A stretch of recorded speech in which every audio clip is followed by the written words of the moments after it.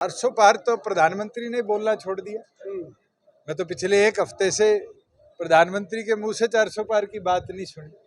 400 पार कहना तो अब प्रधानमंत्री मोदी ने भी छोड़ दिया है। कहीं ऐसा न हो कि बीजेपी 200 पर आकर ही टिक जाए, यह कहना है दुष्यंत चौटाला का। दरअसल लोकसभा चुनाव के चलते आज पूर्व उप मुख्यमंत्री दुष्यंत चौटाला अपनी पार्टी जेजेपी के प्रत्याशी निडिल हुड्डा के नामांकन भरवाने के लिए फरीदाबाद पहुंचे। दुष्यंत चौटाला ने कांग्रेस और बीजेपी पर निशाना साधते हुए कहा कि पिछले लंबे समय से फरीदाबाद की नुमाइंदगी राष्ट्रीय पार्टी के नेताओं ने की है।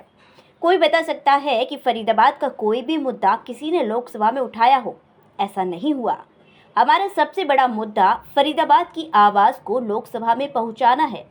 जब उनसे पूछा गया कि मुकाबला किससे है तो उन्होंने कहा कि अभी तो बीजेपी से है, क्योंकि पिछले 10 साल से बीजेपी का ही सांसद है।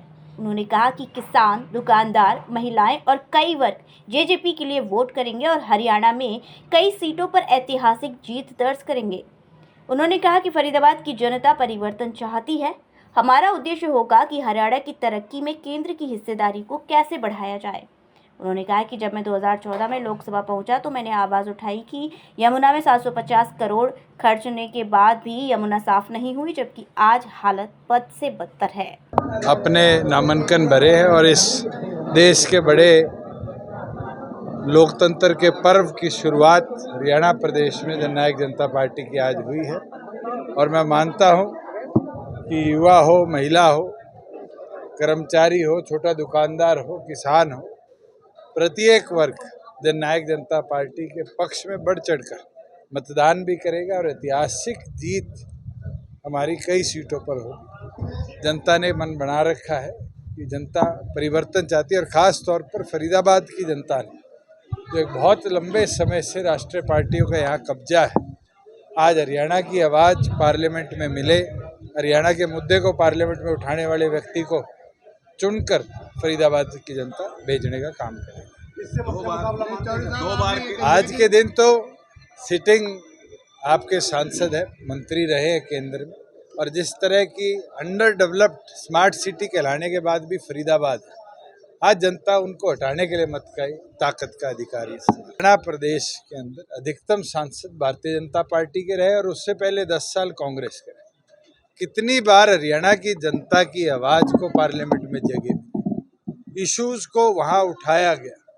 केवल मात्र बड़ी पार्टियों की छतरी के नीचे छिपकर राष्ट्रीय मुद्दों के नीचे अपने प्रदेश के, अपनी कॉन्स्टिट्यूएंसी के मुद्दों को छुपाना, ये जनता समझने लग चुकी है। और यही इस चुनाव का लक्ष्य है कि हरियाणा की आवाज़ को पार्लियामेंट में हम जगह दें। हरियाणा की तरक्की के अंदर केंद्र की हिस्सेदारी को कैसे बढ़ाया जाए, वो जब ही बढ़ सकती है जब हरियाणा की आवाज़ को पार्लियामेंट में जगह मिले। 100 पार तो प्रधानमंत्री ने बोलना छोड़ दिया। मैं तो पिछले एक हफ्ते से प्रधानमंत्री के मुंह से 400 पार की बात नहीं सुनी। आज मुद्दा 400 पार का नहीं है। 1977 में Indira is India, India is Indira नारा दिया था। जनता ने क्या किया? इंदिरा गांधी को भी हराया और कांग्रेस का भी देश से सुपड़ा साफ किया।